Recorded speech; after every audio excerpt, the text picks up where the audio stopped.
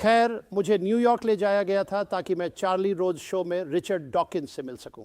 और Richard Dawkins ने इस छोटी सी चर्चा की शुरुआत की जो पूरे 1 घंटे तक चली, यह कहकर उन्होंने कहा, बेशक मैंने जॉन लेनॉक्स से मुलाकात की है और जॉन लेनॉक्स, विश्वास करें या न करें, वह वास्तव में मानते हैं कि यीशु पानी पर चले थे। वाह!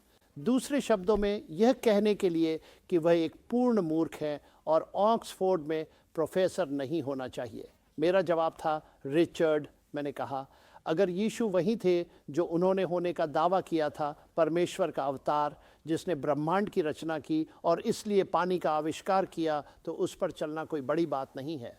आपकी समस्या यह है, आपके पास अलौकिकता का पूर्वाग्रह है। यही वह है जिसके बारे में हमें बात करने की ज़रूरत है। हम यीशु के चमत्कारों से शुरुआत नहीं करते, क्योंकि अगर आप अलौकिकता को पूर्वाग्रह से खारिज कर देते हैं तो निश्चित रूप से आप उन्हें खारिज कर देंगे और मुझे मूर्ख समझेंगे। लेकिन सिद्धांत रूप में कुछ प्रश्न हैं जिन्हें हमें वहां तक पहुंचने से पहले पूछना चाहिए। इसलिए मैंने आगे बढ़ा और यह दिलचस्प है क्योंकि यह मेरे एक बहस में क्रिस्टोफर हिचेंस के साथ हुआ। उन्होंने डेविड ह्यूम का उल्लेख किया। डेविड ह्यूम कहते हैं कि चमत्कार प्रकृति के नियमों का उल्लंघन है और इसलिए चूंकि हम प्रकृति के नियमों को जानते हैं, बाइबल के समय के लोग कच्चे और पूर्व वैज्ञानिक थे। वे चमत्कारों पर विश्वास कर सकते थे। यह हमारे लिए असंभव है। खैर, दोनों गलत हैं। सबसे पहले, जब यीशु मृतकों में से उठे तो इसे चमत्कार के रूप में क्यों पहचाना गया? क्योंकि लोग जानते थे कि मृत शरीर मृत ही रहते हैं। वे इतने आदिम नहीं थे। जब मरियम ने जोसेफ को बताया कि वह गर्भवती है, तो उसने पवित्र आत्मा की कहानी पर विश्वास क्यों नहीं किया? क्या ऐसा इसलिए था क्योंकि उसे नहीं पता था कि बच्चे कहाँ से आते हैं? नहीं, ऐसा इसलिए था क्योंकि वह जानता था कि वे कहाँ से आते हैं। क्या आप देखते हैं, तब के लोग उन प्राकृतिक नियमों को जानते थे। क्योंकि 1 सेकंड के लिए सोचें, अगर आप नियमितताओं को नहीं जानते तो आप कुछ ऐसा कैसे पहचान सकते हैं जो अपवाद प्रतीत होता है? क्या आप कर सकते हैं? तो ये पहला प्रश्न हल हो गया। दूसरा प्रश्न बहुत अधिक गंभीर है।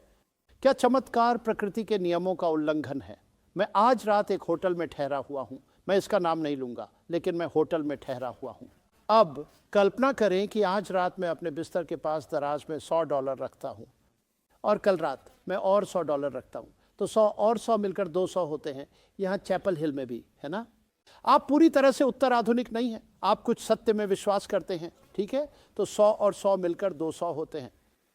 तो मैं एक और रात ठहरता हूँ। मैं दराज में जाता हूँ और मुझे $50 मिलते हैं। तो मैं क्या कहता हूँ? क्या मैं कहता हूँ ए, अंकगणित के नियम टूट गए हैं, या मैं कहता हूँ बी, उत्तरी कैरोलिना के नियम टूट गए हैं? खैर, आप उत्तर जानते हैं, है ना? लेकिन क्या यह बहुत दिलचस्प नहीं है? आप कैसे जानते हैं कि उत्तरी कैरोलिना के नियम टूट गए हैं? आप कैसे जानते हैं कि एक चोर ने अपना हाथ डाला है? आप इसे इसलिए जानते हैं क्योंकि आप अंकगणित के नियम जानते हैं, इसीलिए आप हंसे। अगर यहाँ कोई बैठा होता जिसे अंकगणित नहीं आता तो वे कहते, खैर, 100 और 100 मिलकर 200 होते हैं। कल और आज यह 50 है। खैर, यह बहुत दिलचस्प है। तो क्या? अब आइए इसे थोड़ा और ध्यान से देखें। ये नियम क्या है? वे वर्णन करते हैं कि सामान्यतः क्या होता है। न्यूटन के नियम यह वर्णन करेंगे कि स्नूकर की गेंद मेज पर कैसे चलती है। वे इसे चलने का कारण नहीं बनाते। क्या आप जानते हैं कि न्यूटन के नियमों ने ब्रह्मांड के पूरे इतिहास में कभी भी स्नूकर की गेंद को चलने का कारण नहीं बनाया? नियम कारण नहीं हैं, वे वर्णन करते हैं कि सामान्यतः क्या होता है। अब परमेश्वर, जिसने ब्रह्मांड का आविष्कार किया और इसकी नियमितताओं को बनाया, निश्चित रूप से एक नई घटना को जोड़ सकता है। नियम काम करने लगते हैं। इसलिए जब परमेश्वर ने यीशु मसीह में मानवता में खुद को समाहित किया, उस गर्भाधान में 9 महीने बाद, जैसा कि आप यहाँ मेडिकल स्कूल में सीखते हैं, 9 महीने बाद एक बच्चा पैदा हुआ। नियम काम करने लगे। चमत्कार शुरुआत में हुआ। लेकिन आप देखते हैं, और यह बहुत महत्वपूर्ण है, चमत्कार किसी भी नियम का उल्लंघन नहीं करते। नियम यह वर्णन करते हैं कि सामान्यतः क्या होता है, लेकिन परमेश्वर, जिसने ब्रह्मांड का आविष्कार किया और इसकी नियमितताओं को बनाया, एक नई घटना को जोड़ सकता है। जैसे ही न्यूटन के नियम यह वर्णन करेंगे कि बिलियर्ड की गेंद मेज़ पर कैसे चलती है, लेकिन अगर मैं मेज़ पर झुककर गेंद को उठाता हूं जब वह चल रही होती है, तो मैं न्यूटन के नियमों का उल्लंघन नहीं कर रहा हूं, क्योंकि मैं उस प्रणाली में प्रवेश कर रहा हूं जो बंद नहीं है, एक नई ऊर्जा के साथ। क्या आप देख रहे हैं कि यहाँ क्या हो रहा है? और परमेश्वर बिल्कुल वही करता है। आप देखते हैं मसीही यह दावा नहीं कर रहे हैं कि मसीह मृतकों में से किसी प्राकृतिक प्रक्रिया के माध्यम से उठे जो उनकी उठने से 5 मिनट पहले कब्र में चल रही थी। वह नियमों का उल्लंघन होगा। वह नियम कि मृत शरीर मृत ही रहते हैं। जो वे दावा कर रहे हैं वह यह है कि परमेश्वर ने अपनी शक्ति का इंजेक्शन दिया और उन्हें मृतकों में से उठाया, यह शक्तिशाली प्रमाण के रूप में कि वह वही हैं जो उन्होंने होने का दावा किया। तो मुझे लगता है कि यह तर्क देना कि चमत्कार प्रकृति के नियमों का उल्लंघन करते हैं बस गलत है। और संयोगवश डेविड ह्यूम के सबसे बड़े समर्थकों में से एक दिवंगत एंटनी फ्लू थे।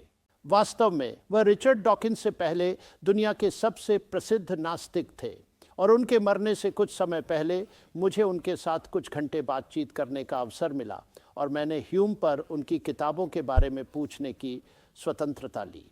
और उन्होंने कहा, मैं ह्यूम के बारे में गलत था। मेरी सभी किताबों को फिर से लिखा जाना होगा क्योंकि एंटनी फ्लू परमेश्वर में विश्वास करने लगे थे। वह एक डिस्ट बने, मसीही नहीं, वह परमेश्वर में विश्वास करने लगे। और दिलचस्प बात यह है कि उनके विश्वास का आधार मानव डीएनए की जटिलता की प्रकृति थी। अब यह बहुत दिलचस्प है।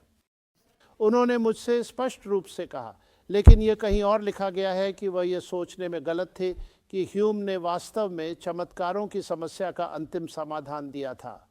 उन्होंने ऐसा कुछ नहीं किया था।